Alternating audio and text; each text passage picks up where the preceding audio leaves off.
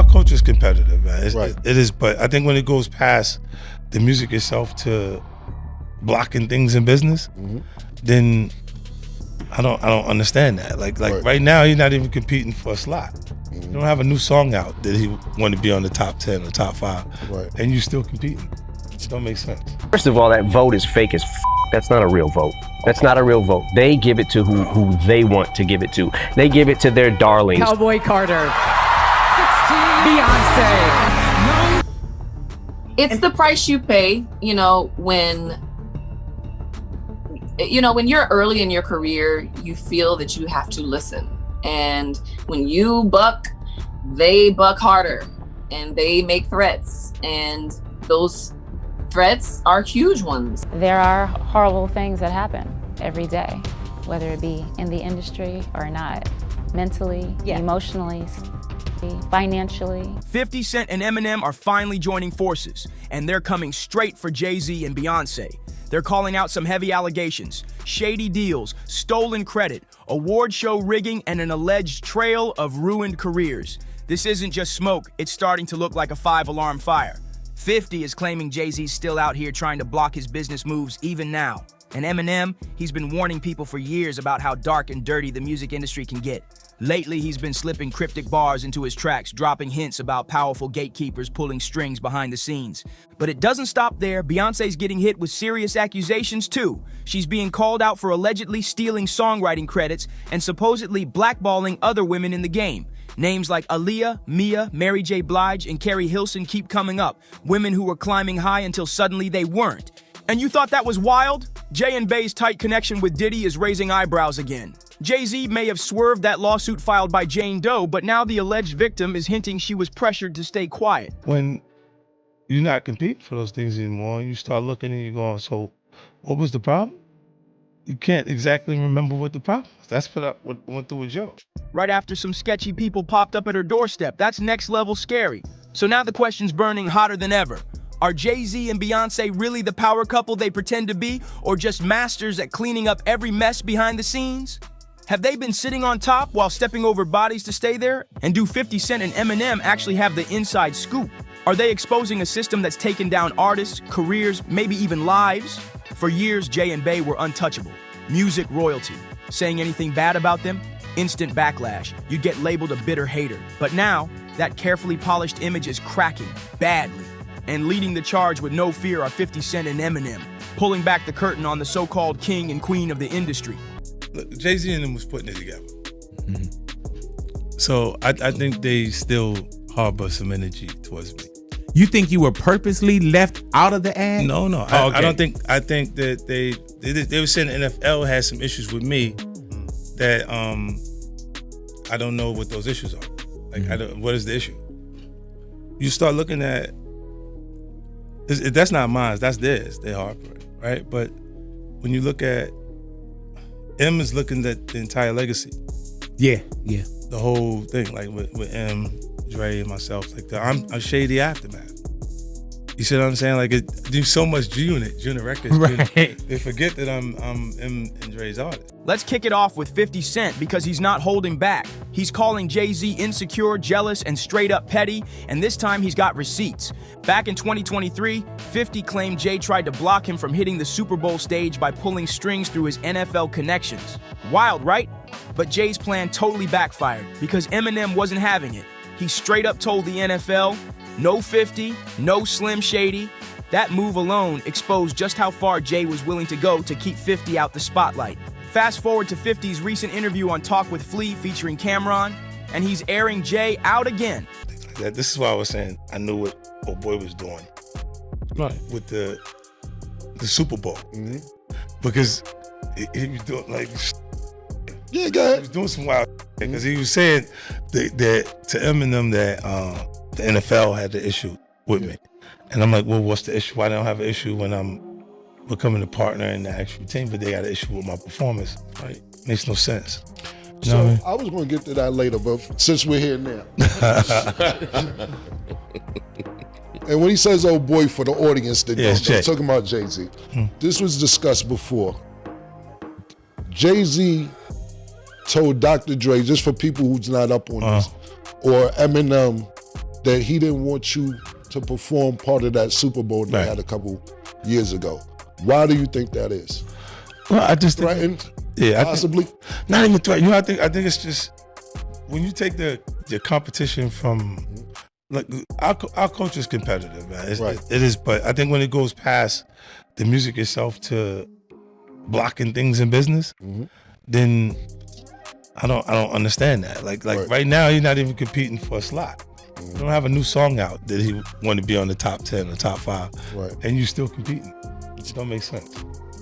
Like what are we competing for? What's the goal? Like this even like a lot of the even a lot of the competitive stuff, or what we would call it beef, right? It changed. That terminology changed when it's Biggie and Tupac, because we start saying the things that people would say that cause beef in the environment. When before that they called it babbling in our culture. Right. Because that's what it is until it turns into some street shit. So when you're not competing for those things anymore, and you start looking and you're going, so what was the problem? You can't exactly remember what the problem was. That's what went through with Joe. According to 50, Jay's still out here playing dirty behind the scenes, not just in the music biz, but in the boardroom too. And the craziest part, 50 said Jay has already proven everything he needed to, but he's still allegedly trying to ruin his deals, just out of spite. And it doesn't stop there. Trey Young, thank you, sir. All the doors that you opened, showed us that we can be rock stars, seeing you on the Rolling Stone. Obviously, there's Run DMC with the Leathers and the Aerosmith. But when you came out west, you took it to a whole new level. Some of you don't belong in the category. Oh, no, that was it. No, when I get nervous, I tell the truth. Now, 50 and Eminem are linking up to expose what they believe is major Grammy rigging. 50's pointing fingers at Jay for using his marriage to Beyoncé like a cheat code to win awards.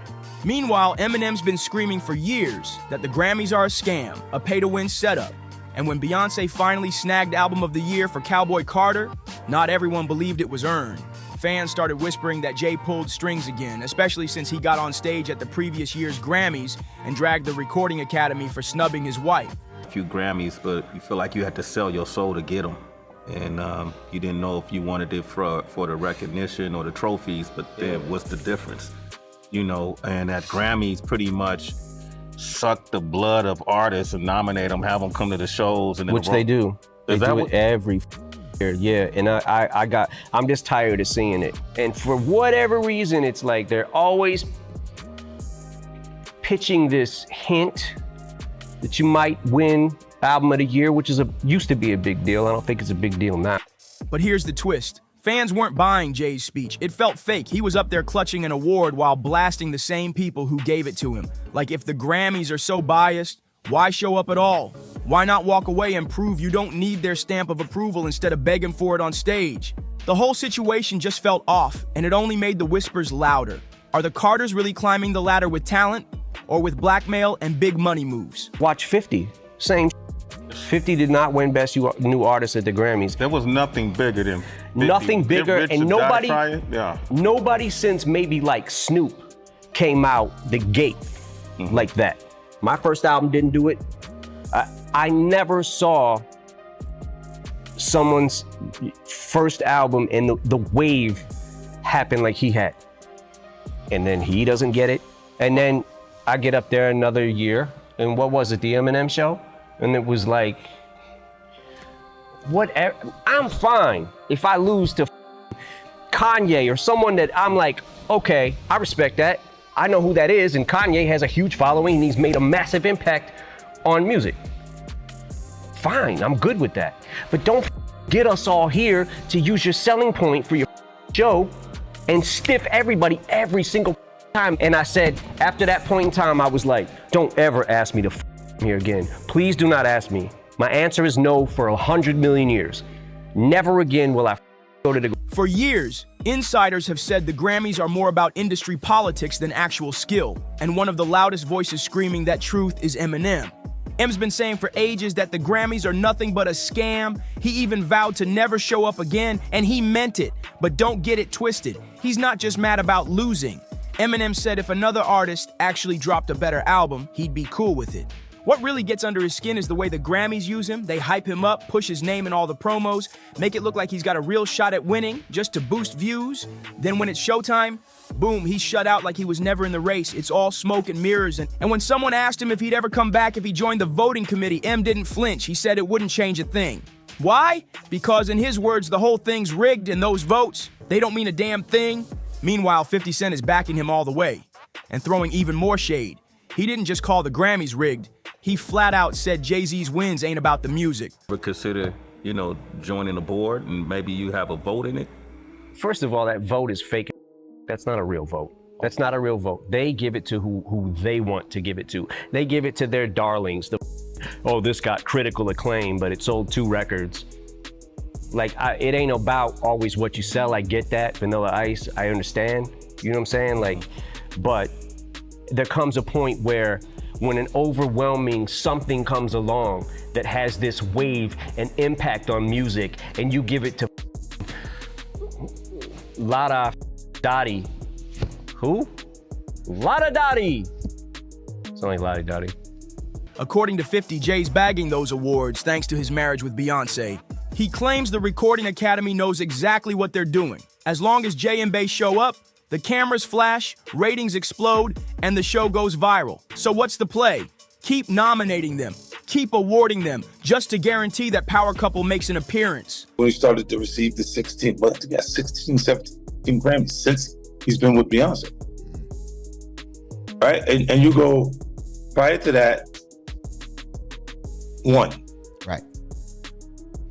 You see what I'm saying? So that came in association, like you see the kids even have Grammys. Like they don't sing yet. They don't sing. Right. They don't rap yet. And they already have Grammys. So it's like they give them this trophy so we secure that they're coming to the award show. It meant that much to the culture that they just gave them the things they would. Later, to me, I didn't care about trophies. I said, I'll get the... But 50 wasn't finished, not even close. On his recent stop at the Flagrant podcast, he doubled down hard. He claimed Jay-Z's whole empire and all those Grammy trophies ain't really about talent. It's about who he's married to. 50 even went as far as calling Jay and Beyoncé's relationship a contract. He hinted that they might just be sticking it out for the image, the deals, and the power it brings. Wild, right? Look, when Jay signed his contract, the big one was with Beyonce. When he signed that contract, the marriage contract, he got trophies. Now those fucking trophies, trophies came rolling in, buddy. He started getting Grammys left and right, man. I mean, look, if you look at his career, This guy. You're gonna let him say that? Jay was getting Grammys. he had one. Exactly. He had one. And he ain't show up. No, he has like 20 now. Hold on. He had like 18 since he's been down. Look, he had one, bro. Hard Knock Life. Hold on. You're not wrong. It was at the same time. After that, he got he's like drinking. His pictures with him like things the cup. Wait a minute. So you're saying the success is derived from the marriage? I've absolutely been treated differently. The accolades. Because he's no marriage. longer viewed as what, like a street or gangster rapper. Now he's viewed as a businessman, entrepreneur, family man. And the biggest ones because of the position Beyonce's in. Oh, wow. Right? You were connected to the biggest. Jay got. Oh, wow. So that's the deal. Yeah, that's the deal. Like, the other ones didn't count as much as that one did. But it's not just 50 saying Jay plays dirty to stay on top. Plenty of insiders have whispered for years that both Jay and Beyoncé allegedly blocked other artists from rising on purpose. Why? So nobody outshines them. So they stay the only ones winning. And then there's the dark story of Beyoncé's former bodyguard, Uncle Ron. Before he passed from pneumonia, he went public, saying he had receipts proving that Jay and Bey destroyed careers, ruined lives, and crushed rising stars, all to secure their own throne. Beyonce and Jay-Z will do anything to destroy anyone who speaks out against them. Hey, I get the threats, but you have to remember one thing. I know your deepest secrets. I know so much about you and what you've done. I know so much on how you got where you are, how you stepped on many people. Beyonce, how you guys ended Carrie Hilson's career because she said something. He said he knew too much, and the timing of his death, let's just say people are talking. And how could we not bring up Jaguar Wright? She used to sing background for Jay-Z, but now she's one of his fiercest critics. Jaguar's been spilling everything, claiming that folks close to Jay, like Harlem legend Big L, either mysteriously lost their lives or saw their careers vanish right when Jay's was blowing up. Let's pause and talk about Big L for a second. The first time I ever saw Jay-Z or even heard him spit a rhyme was at an MC battle, street battle in New York. But he didn't show up as Jay-Z. He didn't show up as the hottest rapper on the street. He showed up as the that was with Big L. Rest For in those peace. of you, Rest in peace, Big L. rest in peace, Big L. One of the That was the dopest. sense One of that the dopest. Yes. Big L was who put Jay-Z on. Without question. And then Big L died, and then the next thing you know, Jay-Z. Back in the early 90s, he was one of Harlem's most promising talents, a real lyrical beast. Known for his insane freestyles, Big L had the streets buzzing. He landed a deal with Columbia Records and dropped a debut that made waves. After Columbia dropped Big L, he wasn't about to quit. He started his own label and started making real waves. That's when Dame Dash, co-founder of Rockefeller, took notice. Big L was finally getting his shot, but right when his career was about to explode, tragedy struck. February 15th, 1999, Big L was gunned down in a drive-by shooting in Harlem. And all these years later, the case remains unsolved. No justice, no answers. But if you ask Jaguar Wright, she's not biting her tongue. She believes Jay-Z might have had something to do with it. That's the level of suspicion we're dealing with. Now let's shift to another giant, DMX. One of the only rappers besides 50 Cent who had the guts to straight up confront Jay-Z. DMX always said Jay was bitter and jealous. And when Jay became president of Def Jam in 2004, things got messy. DMX had been carrying Def Jam on his back, 5 back-to-back #1 albums between 1998 and 2003.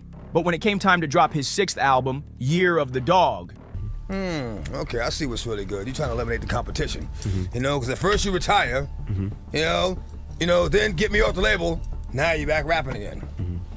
Again, X claimed Jay-Z purposely held it back. Why? So Jay could clear the stage for his own comeback, and the drama didn't stop there. In 2005, DMX dropped a bombshell with his track The Industry, where he exposed the shady games going on behind closed doors. The wild part, most of what he said is still happening today. The game is bullshit, man. The game is bullshit. If you want to rap or sing or whatever, don't become a part of the game. You know what? Listen to a song I called The Industry. And that pretty much explains, what it is about the industry. Man, it's not the same. The industry, it's not a f***ing game. The industry, real is dying to get in the industry just to find they don't fit in. The industry ain't what it used to be. The industry's trying to control the way you MC. They want you to dress like this and talk like that, but I'm going to dress like this and talk with the gap. The industry. Even Irv Gotti, who was deep in the industry, said Jay was jealous of X. He even claimed Jay and his mentor, Leor Cohen, used to laugh at DMX behind the scenes, thinking he'd never blow up. But DMX proved them dead wrong. And Jay's name keeps coming up with Beanie Siegel, too. I was like, we gotta sign DMX, and they laughed at me. I remember when I left the office, Tina Davis said, she knew what I wanted to sign DMX. She said, if DMX don't sell, your ass is fired. Jay and Dame did not believe in DMX. Jay would be like, you think he's better than me? And I'd be like, he's nice just like you. I said, if you look in the hood, there's less of like you and more like him. Yeah, but he don't want to live that. He's depressing, Gotti. And I said, I don't give a f. So Jay used to watch me grind with X, and he was off with the Hitman. And then something strange happened when I made Get At Me Dog. If you remember at the beginning of the video, it's the heartbeats. DMX, live at the tumble. I don't even remember the tumble. Funk Massacre's doom. And then I put that sound bite. Let's take it back to the streets, mother. The video's flashing, f***ing up your eyes. It caused change. And now, there's no more shiny suits. We back to the hood, and X is the leader of this revolution. I used to put on the wall a triangle with 5. Niggas like, they used to clown me. They used to be like, who's gonna buy his records, Gotti? Chihuahuas, he's barking. No one wants to hear that bullshit. And I'd be like, yeah. It's 05. It was no more writing on the walls. It was, y'all can get behind me. I used to tell Leo in the midst of the whole staff, and I would tell him, yo, shut the fuck up, yo. I said, you work better when you shut up and get behind me. Now this is what we doing. And he would shut up. Beanie's talked about how it felt like someone was constantly pulling strings to keep him down. He said Jay would drop his own projects around the same time as Beanie's, basically flooding the spotlight so Beanie's numbers would stay limited, almost like Beanie was only allowed to rise so far and no higher. Yeah, Beanie Siegel admitted he made mistakes, especially with his legal troubles, but he made it crystal clear Jay-Z's shady behavior wasn't accidental. According to Beanie, Jay knew exactly what he was doing. Every move, calculated. But let's not act like Beyoncé's innocent in all this. While some fans still push the idea that she's just Jay's puppet, that narrative doesn't add up. There's no way she's been standing by his side all these years without being part of the strategy. If anything, they've been running the game together and allegedly taking out anyone they see as a threat. Here's just a taste of the tea. I don't think one man could destroy another man's life. It's ultimately in your own decisions. You know, I had a lot of issues. Like I said, legal issues at the time. And, you know, my mind wasn't where I'm at now today. Like I used to have questions like why every time my album dropped, Jay would drop right on top of me. He wouldn't let me breathe or right before me. Like I was always close. And I never understood that every single album that I dropped, Jay dropped right on top. And it was like, damn, like to have in-house competition at that magnitude was crazy. Jay already the boss, but I always thought that, like, let me breathe. But when Beyoncé left Destiny's Child and started getting close to Jay, something strange happened. Jay allegedly snatched producer Rich Harrison away from rising singer Amerie, who was heating up at the time and rumored to be competition for Beyoncé. Remember Amerie's hit One Thing? That record had the same signature vibe as Crazy in Love, and some fans even think Beyoncé copied the formula after Harrison jumped ship. Then there's Carrie Hilson. She had a public clash with Beyoncé that spiraled out of control. Word is Carrie's producers allegedly tricked her into recording a diss track aimed at Bey, setting her up to get dragged and canceled. Carrie denied it at first, but then got blasted again when she refused to hold a magazine with Beyoncé and Jay-Z on the cover.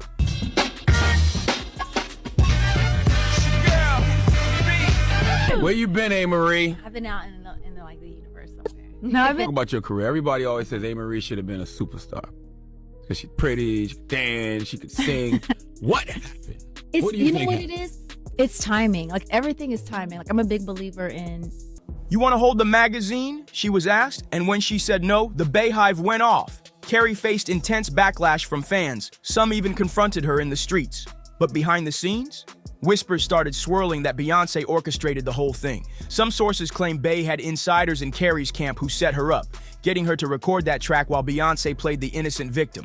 And years later, Carrie kind of confirmed it. In a 2020 interview, she admitted she was pressured into dropping the track, and that the threats she received afterward were real. It wasn't just a fallout, it was career sabotage in disguise. And we definitely can't forget about Kellis. She straight up accused Beyoncé of theft after Bey sampled her iconic hit Milkshake without giving her a single ounce of credit. It's the price you pay, when you're early in your career, you feel that you have to listen. And when you buck, they buck harder and they make threats. And those threats are huge ones. And you know what I mean? You don't feel like you have a choice. I really didn't feel like I had a choice. It was do this or this. What's even crazier, Kellis didn't even know it happened until the internet told her. She found out the same way everyone else did, through social media. Kellis wrote, "I heard about this the same way everyone else did. Nothing is ever as it seems. Some of the people in this business have no soul or integrity, and they have everyone fooled." Why did you say so guarded within your career? This is what I did. I said, no, I'm good, thank you. No, thank you. Okay, so sometimes that doesn't translate as far as what you are allowed to have, what you have access to. You will be blackballed, you will be talked about, you will be on, you will be rumored about. But you have to stand strong on what you don't care for. it's not that serious to me, you know, if I have to sell my soul. I understand that I might have sacrificed something in the physical world, but the spiritual world is not worth it. You're okay. You don't need to do anything. What you need to do is protect every part of your life, your spirit especially, because everything else is connected to that. There are some people, not everyone, that have huge egos, you know, and awful mindsets towards men, towards women, towards people. And it's very difficult to be around. It's just very difficult. And the way they define success is not your idea of success. Kellis later took to Instagram to break it all down. She said this wasn't just about music, it was about respect. She pointed out that as black female artists, there aren't many of them in the game. And with all the mutual friends and personal ties, a simple call could have made things right. Kelly said, "It's not that hard to contact me, it's just common decency." But instead of apologizing or owning up, Beyoncé quietly removed the sample and never said a word. No statement, no accountability, just silence. Then there's Mia. Another name you don't hear enough, but for all the wrong reasons. Rumor has it she was blackballed after allegedly turning down Jay-Z's advances. She's been vocal in interviews saying powerful people in the industry often abuse their status and it puts young, ambitious artists in dangerous situations. Mia said the key for her was simple. She just said no and walked away.